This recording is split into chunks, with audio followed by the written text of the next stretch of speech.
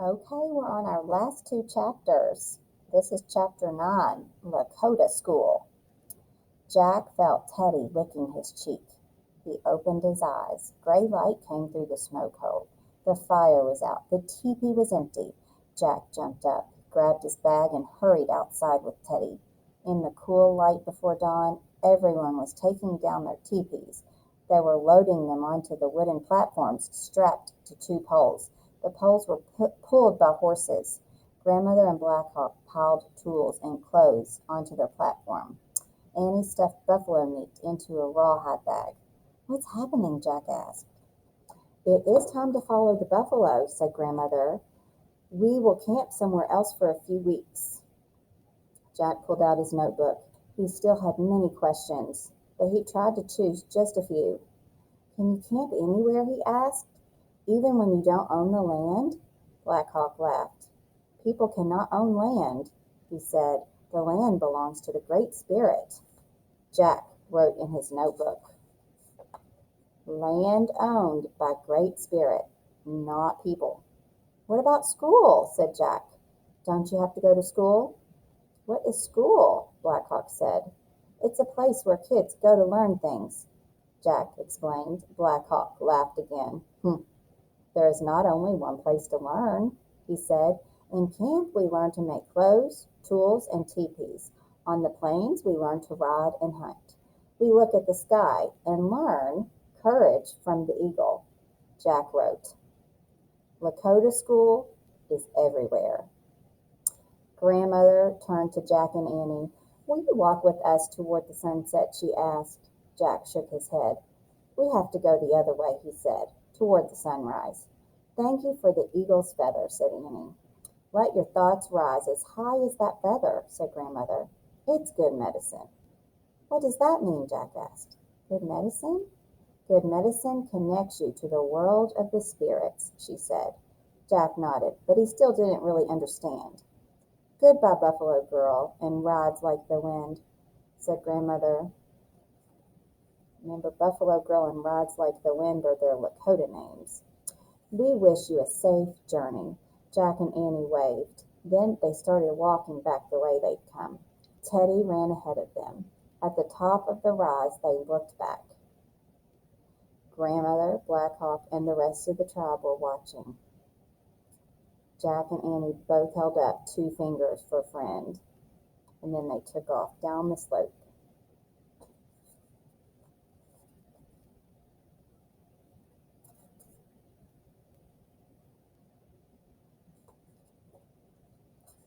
They ran across the prairie, through the tall, whispering grass, all the way back to the treehouse. Annie put Teddy in the leather bag. She and Jack climbed up the rope ladder. They looked out the window one last time. The ocean of grass was golden in the early sunlight. By now the Lakota are walking west, Jack thought. Soon everything will change, he said sadly.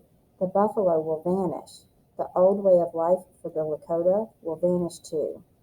"But the Great Spirit won't ever vanish," said Annie. "It will always take care of Black Hawk's people." Jack smiled.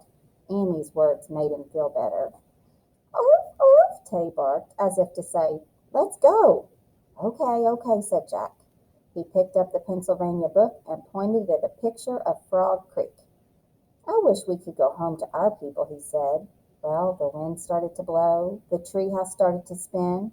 It spun faster and faster, and then everything was still, absolutely still. Okay, we're on our last chapter, chapter 10, Good Medicine. "We're home," said Annie. Bright sunlight flooded the treehouse. Teddy licked Jack and Annie's faces, and they were back in their jeans and t-shirts. "Hey, silly," Annie said to the dog. "Now we have a second thing to help free you from your spell." She took the eagle's feather out of Jack's backpack. She put it on Morgan's note, next to the silver pocket watch from the Titanic. "Now we have our gift from the Prairie Blue," said Jack. "Let your thoughts rise as high as this feather." "Hey, I just had a thought," said Annie. "What?" said Jack. "I bet Teddy had something to do with the white buffalo woman," she said. "Why?" asked Jack. 1 second Teddy disappeared in the grass. Then White Buffalo Woman appeared, said Annie. Then White Buffalo Woman disappeared, and Teddy appeared. Said Jack. He stared at the little dog. Teddy tilted his head and gave Jack a wise look. Well, said Jack, maybe Teddy has good medicine. Now you understand, said Annie, smiling.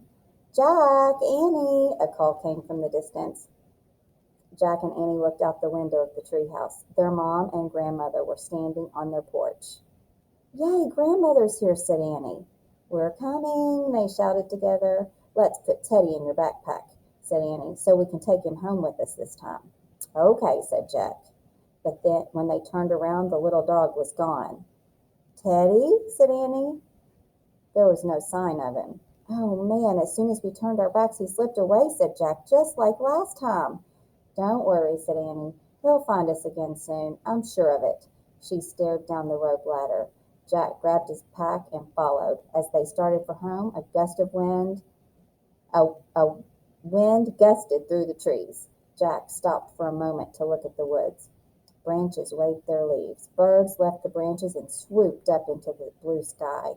Black Hawk's grandmother is right, he thought. All things are related.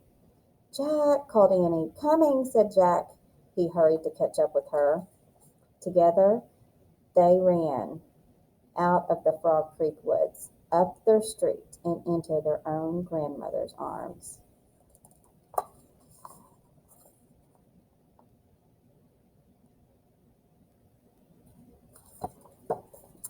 The end.